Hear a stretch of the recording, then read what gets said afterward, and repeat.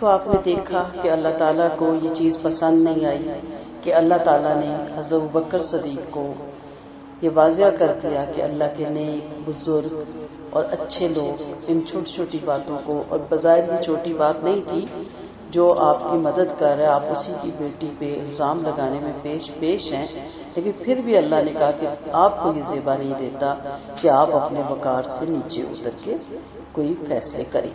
اب ہمیں اپنے آپ کو دیکھنا ہے کہ ہم اپنے رشتہ داروں کے ساتھ یا جن کی ہم تھوڑی بہت ہیلپ کرتے ہیں ان سے کیوں امید لگاتے ہیں کہ وہ ہمارے غلام ہی بن جائیں، اور کہیں ان کی غلامی میں ذرا سی بھی لرزش جب بھول ہو جائے، کمی کوتاہی ہو جائے، تو ہم سب سے پہلے ہاتھ کھینچ لیتے ہیں اور کہتے ہیں آئندہ اس کو گھسنے نہ دینا، یا آئندہ اس سے معاملہ نہیں کرنا۔ بڑی احسان فراموش ہے، جو معاملہ کریں اللہ کی رضا کے لیے کریں۔ اللہ تعالیٰ پسند نہیں کرتا، اللہ نے آپ کو دیا ہے اور آپ کے مال میں حق رکھا ہے غریبوں محتاجوں کا، اور آپ دیں تو اللہ کی رضا کے لیے اور اس حق کو ادا کرنے کے لیے، نہ کہ دوسروں پہ احسان کرنے کے لیے۔ ان الذين يرمون المحصنات الغافلات المؤمنات لعنوا في الدنيا والآخرة ولهم عذاب عظيم، جو پاک دامن بھولی بھالی اور ایمان والی عورتوں پر بد اخلاقی کا الزام لگاتی ہیں، ان پر دنیا اور آخرت میں اللہ کی پھٹکار ہے اور ان کے لیے سخت اور عظیم عذاب ہے، جس دن ان کے خلاف ان کی زبانیں، ان کے ہاتھ اور ان کے پاؤں ان کے عملوں کی گواہی دیں گے۔ اس دن اللہ انہیں حق اور انصاف کے ساتھ پورا بدلہ دے گا، اور انہیں معلوم ہو جائے گا کہ اللہ فیصلہ کرنے والا اور معاملے کو ظاہر کرنے والا ہے۔ مومنوں کی شان میں گستاخی کی عام ممانعت ہے۔ جب اللہ نے عام ایمان والی عورتوں پر بے حیائی کا الزام لگانے سے لوگوں کو ڈرایا ہے اور ان کی اتنی سخت سزا تجویز فرمائی ہے، تو پھر نبیوں کی بیویوں پر جو تمام مسلمانوں کی مائیں ہیں، وہ تان باندھنے والی کی کیا سزا ہوگی؟ خصوصاً اس پاک دامن حضرت عائشہ رضی اللہ عنہا پر، جن کے بارے میں یہ آیتیں ہوتی ہیں اور صدیق اکبر کی صاحبزادی ہیں اور نبی کریم صلی اللہ علیہ وسلم کی بیوی ہیں۔ اس آیت کے اترنے کے بعد جس نے آپ کی شان گرامی کی گستاخی کی، آپ پر زبان سے نعوذ باللہ کوئی لعن طعن کیا اور آپ کو مردود الزام ٹھہرایا، وہ کافر ہے، کیونکہ وہ قرآن کی آیت کے خلاف کر رہا ہے۔ دیگر امہات المومنین کے بارے میں بھی یہی قول ہے۔ سخت سزا ہے اس شخص کی جو الزام لگاتا ہے بھولی بھالی عورتوں پہ۔ ابن عباس فرماتے ہیں جب مشرک یہ دیکھیں گے کہ جنت میں نمازی جا رہے تو کہیں گے آؤ ہم بھی شرک کا انکار کرتے ہیں، چنانچہ شرک کا صاف انکار کریں گے، پھر ان کے منہوں پر مہر لگ جائے گی اور ان کے ہاتھوں پاؤں ان کے عملوں کی گواہی دیں گے، اللہ سے ایک بات بھی نہ چھپا سکیں گے۔ اپنے حاتم کی روایت ہے۔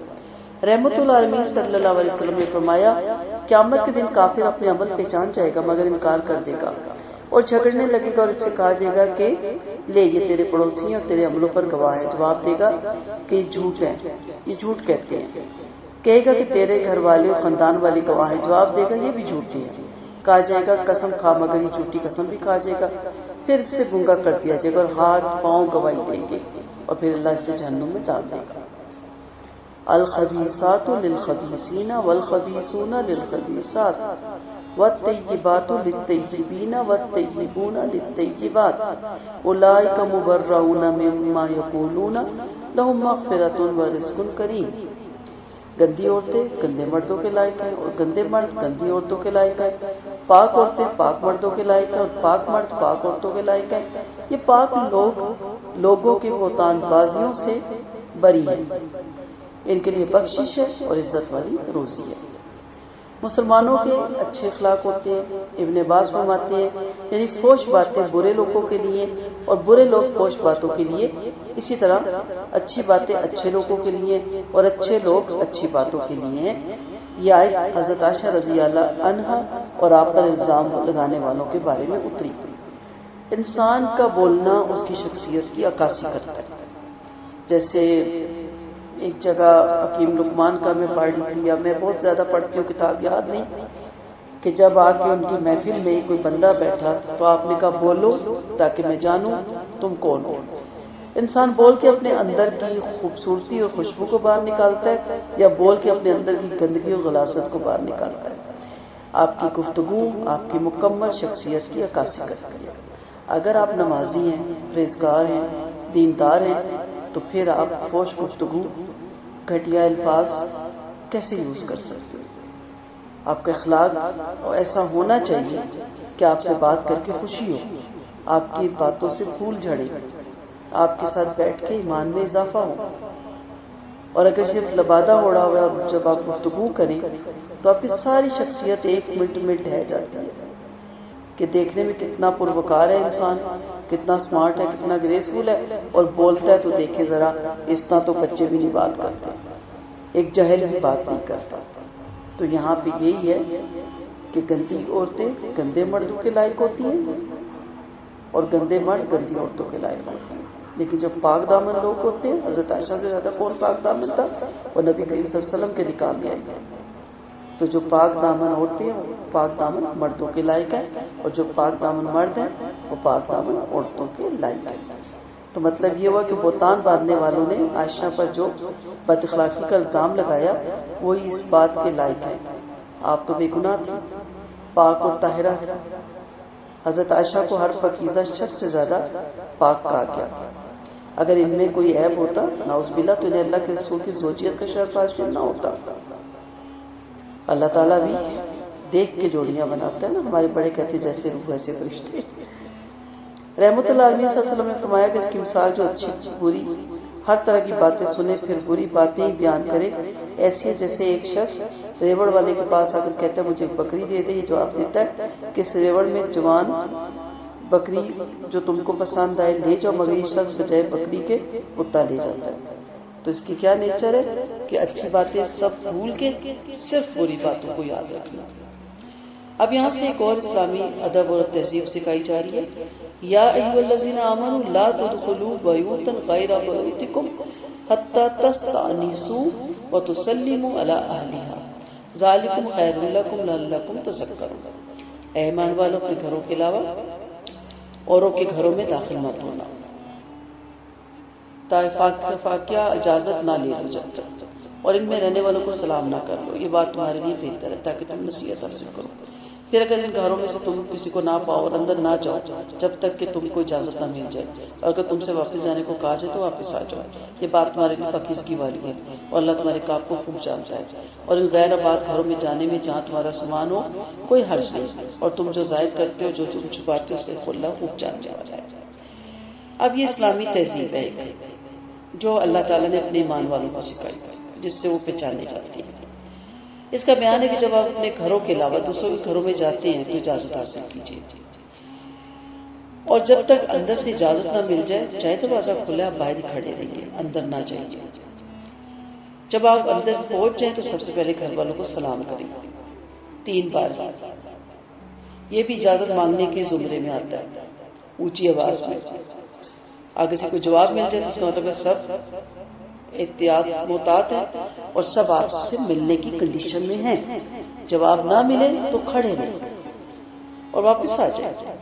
جیسے کہ صحیح حدیث سے ثابت ہے کہ ابو موسیٰ اشعری رضی اللہ عنہ نے عمر رضی اللہ عنہ سے اشعری رحمۃ اللہ علیہ نے عمر رضی اللہ عنہ سے 3 دفعہ اجازت مانگی مگر اجازت نہیں ملی. آپ واپس تشریف لے آئے.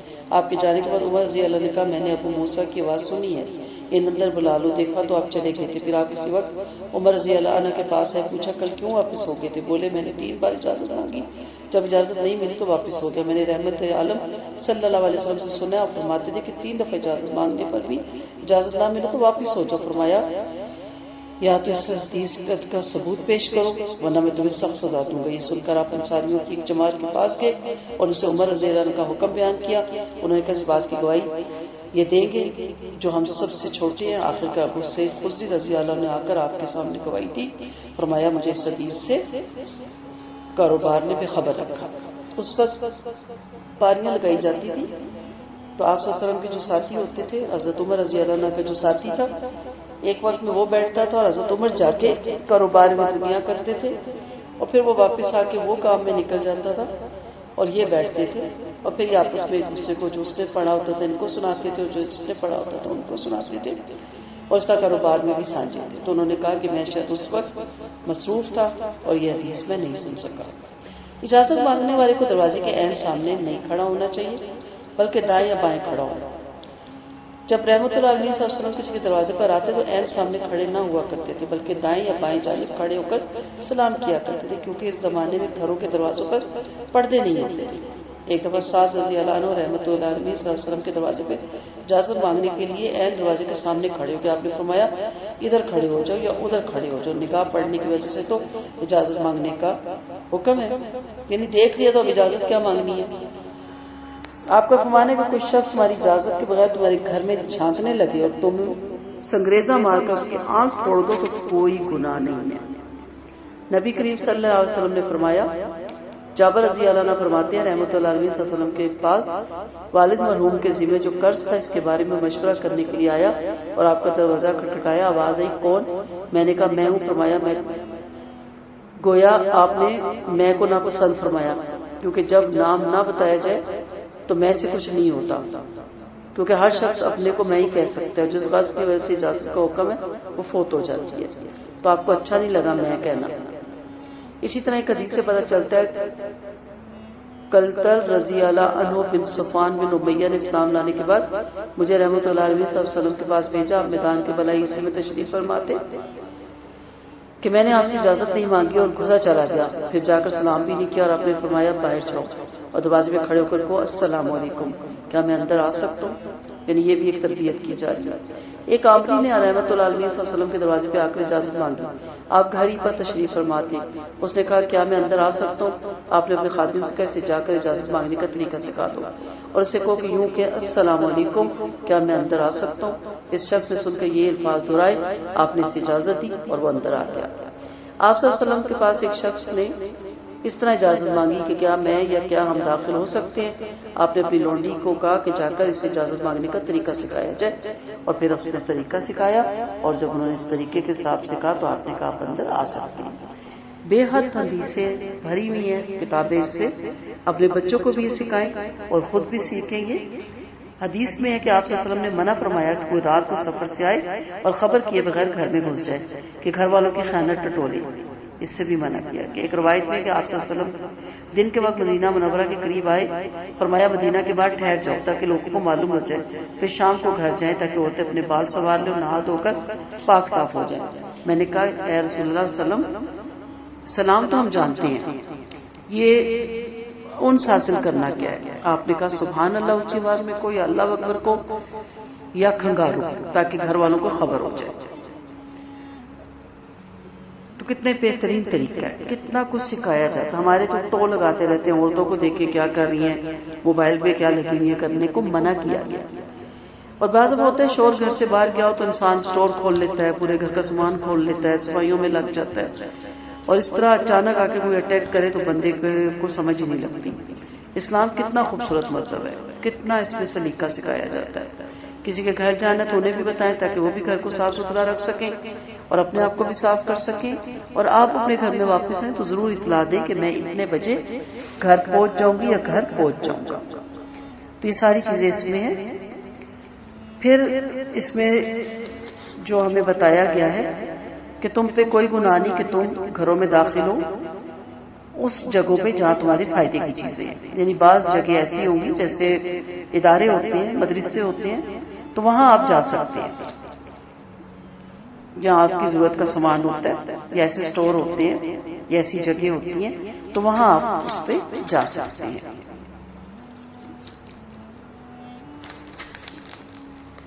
قل للمؤمنین یغضوا من ابصارهم ویحفظوا فروجهم ذلک ازکی لهم ان اللہ خبیر بما یصنعون۔ آپ ایمان والوں سے فرما دیں کہ اپنی نگاہیں نیچی رکھیں اور شرمگاہوں کی حفاظت کریں، یہ ان کے لیے پاکیزہ تر ہے، یقیناً اللہ ان کے تمام کاموں سے خبردار ہے۔ عورت کو پردہ کرانے سے پہلے مومنین سے کیا کہا گیا؟ نظریں جھکا لو۔ کتنا عورت پردہ کرے؟ عورت ہے، اس کی خوبصورتی ہے، اس میں کشش ہے، وہ اٹریکٹ کرتی ہے۔ وہ تمبو بھی اپنے اوپر اوڑھ لینا تو یہ تو پتہ ہی ہے کہ عورت ہی ہے، عورت ہونا ہی اس کے لیے خوبصورتی کی علامت، اور یہ بھی اللہ کا ایک احسان ہے۔ اگر یہ نہ ہو تو کون آپ کو نکاح کا میسج دے، اور کون آپ سے محبت کرے، اور کون عزت سے مہر دے کے آپ کو اپنے گھر کی زینت بنائے۔ لیکن اب کتنا کرے پردہ؟ آپ دیکھیں بعض جگہ آپ کو ویٹ کرنا ہے ہاسپٹلس کے باہر یا سفر کے دوران تو بٹر دیکھ رہے ہوتے ہیں، اب برقعے والوں کو بھی دیکھ رہے ہوتے ہیں. اب برقع پہن لے تو اس کا یہ مطلب ہے کہ میں ایک باحیا عورت ہوں, با پردہ عورت ہوں, میری طرف سے نظریں دوسری طرف کر لی جائیں, لیکن مسلسل دیکھا جاتا ہے. تو پہلے مردوں کو حکم ہوا اور آپ مائیں اپنے بیٹوں کی تربیت کریں. ہم جب بچیوں کو چھوٹی سی ایج میں یہ سکھاتے ہیں کہ بیٹا سکارف پہنو, تو اس وقت ہم اپنے بیٹوں کو کیوں نہیں کہتے کہ بیٹا نظریں نیچی رکھو, کسی کی ماں بہن بیٹی اور بہن اس پہ آپ کی نظر نہ پڑے, عورت پہ نظر آپ کو پڑنی ہی نہیں چاہیے. واجبی نظر, تھوڑی دیر کے لیے نظر ٹھیک ہے, ضرورت ہے, لیکن بٹر بٹر دیکھنا اور اس طرح دیکھنا کہ بس چلے تو برقعے سے بھی اندر چلے جائے, تو یہ منع کیا گیا. تو ہم کہہ دیتے ہیں کہ عورت پہ پردے کی آ گئی تو عورت پہ سب کچھ. پہلے اللہ نے اپنے بندوں کو کہا, مومنین سے کہا, ایمان کی شرط ہے اور ایمان کی حلاوت ملتی ہے ایسے شخص کو جو اس چیز کو بھی اپناتا ہے اور اپنے نظر کی حفاظت کرتا ہے, اور یہی آپ کی شرمگاہ کی بھی حفاظت کا سبب بنتی ہے, کیونکہ آنکھوں سے سارا پرابلم شروع ہوتا ہے اور پھر آگے تک جاتا ہے. آپ صلی اللہ علیہ وسلم نے فرمایا نا, آنکھیں زنا کرتی ہیں, کان زنا کرتے ہیں, زبان زنا کرتے ہیں, ہاتھ پیر, شرمگاہ تو اس کی تصدیق یا تردید کر دیتی ہے. تو آغاز یہیں سے ہوتا ہے. کہا تمہاری لیے پاکیزگی اسی میں ہے, حفاظت اسی میں ہے. اللہ ان کے تمام کاموں سے خبردار ہے. مومنوں کو حکم ہے کہ حرام چیزوں کی نگاہ پست رکھیں, انہی چیزوں کو دیکھیں جن کا دیکھنا مباح ہے. اجنبی عورتوں پہ نگاہ نہ ڈالیں. اگر کسی عورت پر غیر شعوری طور پر نگاہ پڑ جائے تو فوراً نگاہ واپس کر لیں. جریر بن عبداللہ فرماتے میں نے آپ صلی اللہ علیہ وسلم سے اتفاقیہ نگاہ کے بارے میں پوچھا تو آپ نے مجھے نگاہ پھیر لینے کا حکم دیا. ایک روایت میں ہے کہ میں اپنی نگاہ جھکا لوں, یعنی زمین کی طرف دیکھنے لگوں. نگاہ پھیرنا اسی سے عام ہے. علی رضی اللہ عنہ نگاہ کے پیچھے نہ لگاؤ فرماتے ہیں. اچانک نگاہ معاف ہے, دوسری نہیں. آپ صلی اللہ علیہ وسلم نے فرمایا راستوں پہ نہ بیٹھو. لوگوں نے کہا اے اللہ کے رسول صلی اللہ علیہ وسلم, اس کے بغیر تو ہمیں چارہ ہی نہیں, ہم راستوں میں بات چیت کے لیے بیٹھتے ہیں. فرمایا اگر اس کے بغیر چارہ نہیں تو راستے کا حق ادا کیا کرو. پوچھا راستے کا کیا حق ہے؟ فرمایا نگاہ پست رکھنا, تکلیف دہ چیز ہٹا دینا, سلام کا جواب دینا, اچھی باتیں پھیلانا اور بری باتوں سے روکنا. آپ صلی اللہ علیہ وسلم کا فرمان ہے کہ تم 6 باتوں کے ذمہ دار بن جاؤ, میں تمہارے لیے جنت کا ذمہ دار بن جاؤں گا. جب تم میں سے کوئی بات کرے تو جھوٹ نہ بولے, جب کسی کے پاس امانت رکھی جائے تو خیانت نہ کرے, اور جب وعدہ کرے تو اس کے خلاف نہ کرے. نگاہ پست رکھو, ہاتھ روکے رکھو, اور عصمت کی حفاظت کرو. آپ صلی اللہ علیہ وسلم کا فرمان ہے جو میرے لیے زبان اور عصمت کی ضامن ہو جاتا ہے, میں اس کے لیے جنت کا ضامن ہو جاتا ہوں. سو ہر وہ کام جس سے اللہ کی نافرمانی ہو وہ برا ہی ہے, اس کو لائٹلی نہ لیں, اس کو چھوٹا نہ لیں. نگاہوں کو پست رکھیں, اپنی نگاہوں کی حفاظت کریں. ایک روایت میں کہ آپ صلی اللہ علیہ وسلم نے فرمایا قیامت کے دن ہر آنکھ اشکبار ہوگی سوائے اس آنکھ کے جو اللہ کی حرام کی بھی چیزوں سے بچی, اور اس آنکھ کے جو اللہ کی راہ میں جاگی, اور اس آنکھ کے جس سے اللہ کے خوف سے قطرہ اشک ندامت ٹپکا. محبت میں بھی ٹپک سکتا ہے, جدائی میں بھی ٹپک سکتا ہے. اس طرح ہونا چاہیے مومن کو جیسے مچھلی سمندر سے باہر گر جائے تو تڑپتی ہے نا اس میں جانے کے لیے, اس طرح ہماری حالت ہونی چاہیے. وَقُلْ لِلْمُؤْمِنَاتِ يَغْضُضْنَ مِنْ أَبْصَارِهِنَّ وَيَحْفَظْنَ فُرُوجَهُنَّ وَلَا يُبْدِينَ زِينَتَهُنَّ إِلَّا مَا ظَهَرَ مِنْهَا وَلْيَضْرِبْنَ بِخُمُورِهِنَّ عَلَى جُيُوبِهِنَّ وَلَا يُبْدِينَ زِينَتَهُنَّ إِلَّا لِبُعُولَتِهِنَّ أو آبائهن أو آباء بعولتهن أو أبنائهن أو أبناء بعولتهن أو أخوانهن أو بني إخوانهن أو بني إخواتهن أو نسائهن أو ما ملكت إيمانهن. ایمان والی عورتوں سے کہیں کہ وہ اپنی نگاہیں نیچی رکھیں اور اپنی عصمت کی حفاظت کریں اور اپنی خوبصورتی کو ظاہر نہ کریں, مگر جو خوبصورتی کھلی رہتی ہے, اور اپنے سینوں پر اپنے دوپٹے ڈالے رکھیں اور اپنی آرائش کسی پر ظاہر نہ کریں علاوہ اپنے شوہروں کے یا باپوں کے یا شوہروں کے لڑکوں کے یا بھائیوں کے یا بھتیجوں کے یا بھانجوں کے یا اپنی جان پہچان کی عورتوں کے یا اپنی لونڈیوں کے یا ان نوکروں کے جو مردوں جیسی شہوت والے نہ ہوں, یا ایسے بچوں کے جو عورتوں کی پردے والی باتوں سے گاہ نہ ہو, اور زور سے زمین پر اپنا پاؤں مار مار کر نہ چلے تاکہ ان کی چھپی ہوئی آرائش جس میں پازیب بھی آ جاتی ہے, ہیل بھی آ جاتی ہے, معلوم ہو جائے. اے ایمان والو تم سب اللہ سے توبہ کرو تاکہ تم کامیاب بنو. پردے کے احکامات ہیں. اس آیت میں اللہ تعالیٰ نے اسلامی خواتین کو کچھ آداب سکھائے. مرد کی تو بات ہو گئی, کیا سکھاتی ہیں؟ تاکہ ان کی غیرت مند مسلمان مردوں کو قرار و سکون نصیب ہو۔ ان کی بیگمات جاہلیت کے زمانے کی طرح رسمیں چھوڑ کر اسلامی قوانین معاشرت سیکھیں اور مشرکوں کی شرمناک رسموں سے متنفر ہوں۔ جابر رضی اللہ عنہ بن عبداللہ انصاری فرماتے ہیں، اسبا بنت مرثد کا گھر بنی حارث کے محلے میں تھا۔ ان کے پاس آنے والی عورتیں حسب دستور بلا تہمت کی آتی جاتی تھی۔ ان کے پیروں کی جھانجریں دکھائی دیتی تھی، سینہ اور سر کھلا رہتا تھا۔ اسما نے اس بے شرمی کو دیکھ کر کہا کہ افسوس کس قدر شرمناک اور بری بات ہے عورتیں کی پردے کی چیزیں ظاہر ہوں۔ اس پر یہ آیت اتری کہ مسلمان عورتوں کو ان کے نبی ہدایت فرما دیں کہ وہ حرام چیزوں سے نگاہیں پست رکھیں، سوائے اپنے شوہروں کی کسی غیر مرد پہ نگاہ نہ ڈالیں۔ ام سلمہ رضی اللہ عنہ والی روایت سے پتہ چلتا ہے، فرماتی ہے کہ میں اور میمونہ رضی اللہ عنہ رحمت اللہ علیہ صلی اللہ علیہ وسلم کے پاس تھی، اتنے میں ابن مکتوم آئی۔ یہ واقعہ پردے کے بعد کا ہے۔ آپ صلی اللہ علیہ وسلم نے فرمایا ان سے پردہ کرو۔ میں نے کہا اللہ کے رسول صلی اللہ علیہ وسلم یہ تو نبینہ ہے، یہ تو ہمیں نہیں دیکھ سکتے اور نہ پہچان سکتے۔ فرمایا تم تو نبینہ نہیں ہو، تم تو انہیں دیکھ سکتی ہو نا۔ ایک صحیح حدیث میں ثابت ہے کہ عید کے دن مسجد نبوی میں حبشی چھوٹے نیزوں سے اپنے کمال دکھانے لگے تو آپ صلی اللہ علیہ وسلم بھی انہیں دیکھنے لگے اور حضرت عائشہ بھی نے آپ صلی اللہ علیہ وسلم کے پیچھے سے دیکھ رہی تھی، آپ نے پردہ کیا ہوا تھا۔ آخر کار جب دیکھتے دیکھتے اکتا گئی تو واپس ہو گئی۔ ان دونوں حدیثوں کو سمجھنے میں اکثر لوگ غلطی کرتے ہیں اور مسئلہ مختلف ہی بن گیا ہے۔ حالانکہ حضرت عائشہ والی روایت میں خود موجود ہے کہ وہ فرماتی ہے کہ مجھ جیسی بچی کم سنی کے بارے میں تمہارا کیا خیال ہے؟ معلوم ہوا کہ نہ سمجھ بچیاں دیکھ سکتی ہیں اور سمجھدار عورتیں نہیں دیکھ سکتی۔ تو کم عمر تھی لیکن پردہ کرتی تھی، پھر بھی آپ کے پیچھے چھپ کے انہوں نے دیکھا اور جب تھک گئی تو پھر وہاں سے چلی گئی۔ پھر کہا اپنے دوپٹے اپنے گریبانوں پہ ڈال لو تاکہ سینہ، گردن اور پسلیوں کے سامنے والا حصہ چھپا رہے اور جہالت کے رواج کے مخالفت ہو جاؤ۔ جہالت میں عورتیں اپنے سینوں پہ کچھ بھی نہیں ڈالتی تھی، ان کی گردنیں، سر کے بال اور کانوں کی بالیاں کھلی رہتی تھی۔ اللہ نے مسلمان خواتین کو حکم دیا کہ ان کی مخالفت کرو اور اپنے تمام حالتوں میں پردے کی احتیاط رکھی جائے۔ افسوس کہ الٹا ہم نے سروں پہ اس پہ اوڑھنے کے بجائے ہماری امت کی بچیوں نے، ہماری امت کی عورتوں نے دوپٹہ بنانا ہی چھوڑ دیا اور ایسی شرٹ اور کرتے پہنے جاتی ہیں کہ جس میں بس ٹراؤزر ہوتا ہے اور اوپر سے کرتا ہوتا ہے۔ سوچیں ہم کدھر جا رہے ہیں۔ اللہ تعالیٰ ہم سب کو معاف فرما دے۔ حضرت عائشہ رضی اللہ عنہ فرماتی ہیں سب سے پہلے ہجرت کرنے والی عورتوں پہ اللہ رحم فرمائے، جب اللہ نے یہ آیت اتاری تو انہوں نے اپنی چادریں پھاڑ کر اور ان کے دوپٹے بنا لیے۔ دیکھتے ہیں آج یہ قرآن سن کے کون پردہ کرتا ہے۔ عائشہ فرماتی ہیں اس آیت کے اترنے کے بعد انہوں نے اپنے تہبند کے حاشیے میں سے کپڑا پھاڑ کر ان کے دوپٹے بنا لیے۔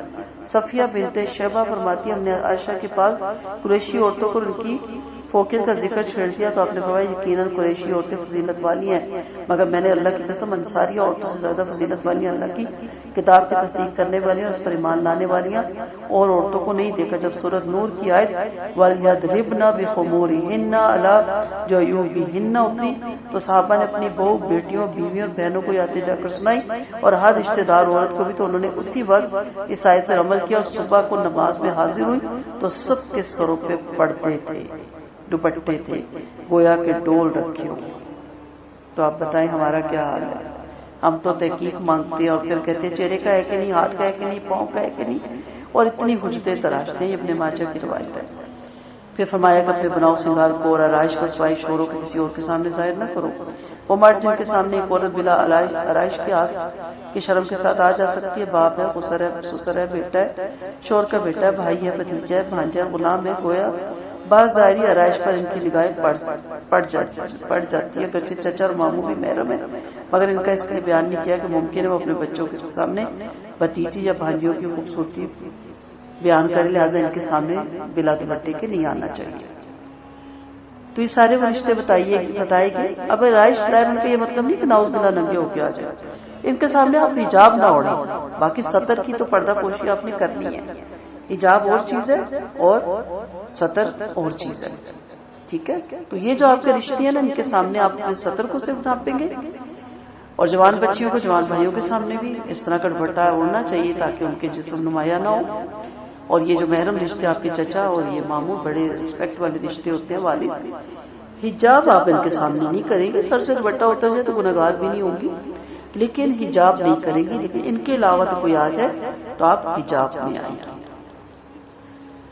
ابو داؤد کی انس والی حدیث میں کہ رحمۃ اللہ عالمین نے فاطمہ کو ایک غلام ہبا کیا تھا، آپ اسے لے کر فاطمہ کے پاس ہے۔ فاطمہ ایک ایسی چادر اوڑے ہوئی تھی کہ سر چھپاتی تو پیر کھل جاتے، پیر چھپاتی تو سر کھل جاتا۔ جب آپ نے ان کی تکلیف کا احساس کیا تو فرمایا کوئی حاج نہیں، گھر میں تمہارا غلام یا باپ ہے۔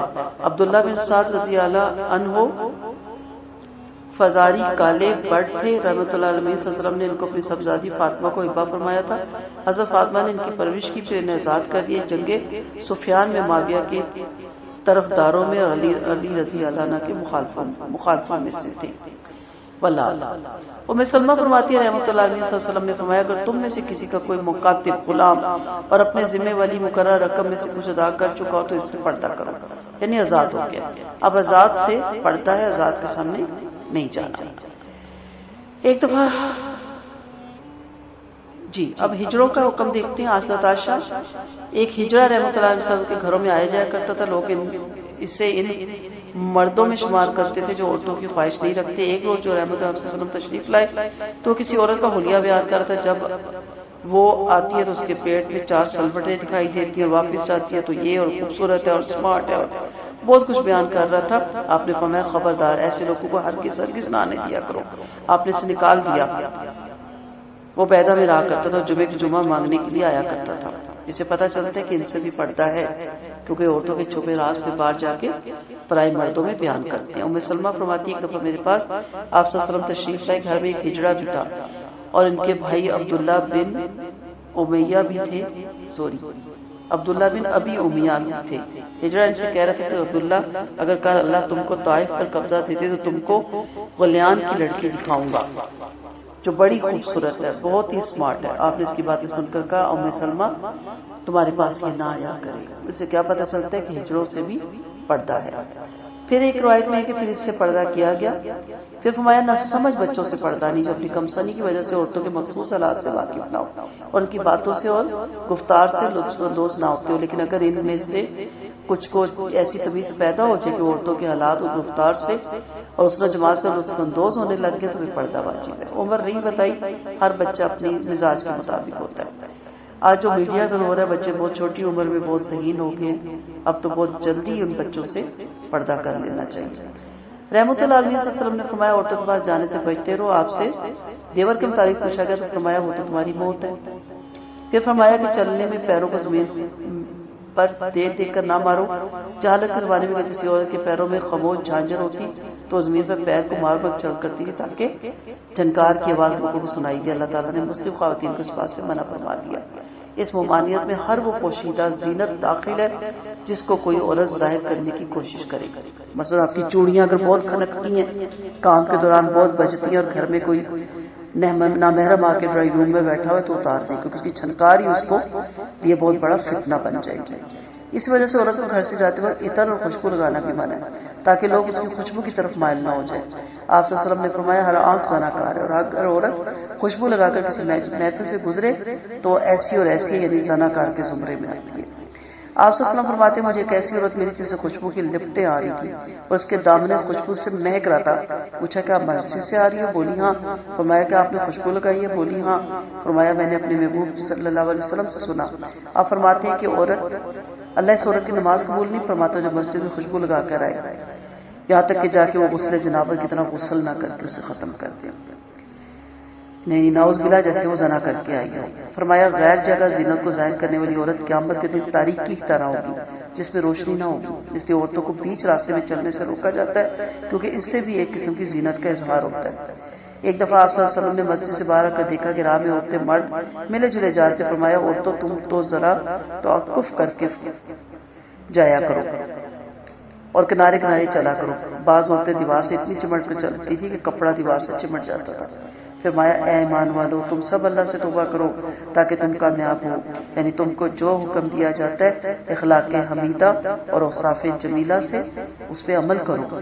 جہالت کے زمانے کے اخلاق مت اپناؤ، انہیں چھوڑ دو۔ کامیابی اور نجات کا ذریعہ اللہ کی اور اس کے رسول کی اطاعت پر موقوف ہے اور ہر کام میں اللہ کی مدد ہے۔ یاد رکھیے گا آج اگر لوگ آپ کو با پردہ برداشت نہیں کرتے، معاشرہ آپ کو قبول نہیں کرتا، تو میرا رب کل آپ کو بے پردہ قبول نہیں کرے گا۔ اب دیکھیں کہ آپ کو رب چاہیے یا جگ چاہیے۔ دیکھیں کہ آپ نے جگ کی نظر میں جچنا ہے یا رب کی نظر میں جچنا ہے. جاننے کی کوشش کیجئے کہ دنیا کی کامیابیاں چاہیے، کامرانیاں چاہیے اور ایوارڈ چاہیے یا اللہ تعالیٰ کے دیے ہوئے انعامات چاہیے اور ایوارڈ چاہیے. یاد رکھیے گا بے پردہ عورت کبھی جنت میں بسائی جانے کے قابل نہیں ہوگی.